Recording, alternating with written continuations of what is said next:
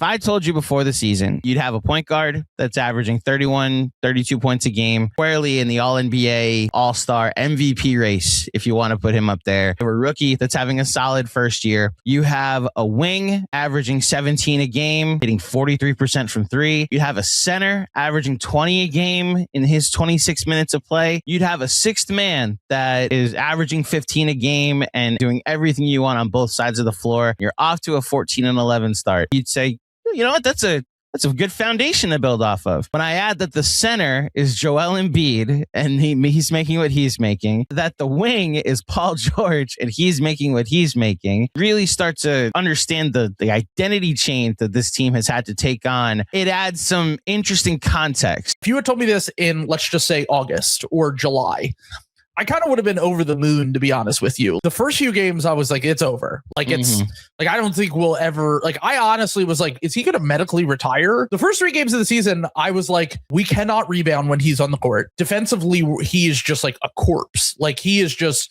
a shell of his former self. And while we were really excited about the VJ Maxey, running up and down the court and turning teams over and all these crazy comebacks they had at the beginning of the year, it couldn't really be fully enjoyed because you had this, dark cloud over the Sixers, which was Paul George wasn't playing games, and Joel Embiid, when he did play games, it was really depressing to watch him play. There was a time where like the Sixers were running teams off the court through 5 games when it was Maxey and VJ with no Joel. And then when Joel was on the court, it completely sunk them. And I was starting to feel like it was going to be another sort of lost season because we were trying to integrate a player who is just not healthy enough or able enough to be a full-time NBA player. The way that this team has basically not been healthy all at the same time this year, and the fact that they've been able to remain around that 500 mark, a little bit above it right now. And yes, most of their wins are kind of easy wins, to be honest with you. They haven't really beat anyone impressive, but they've hung with good teams, which is something that I wanted to see from them. I wouldn't say this is like an A+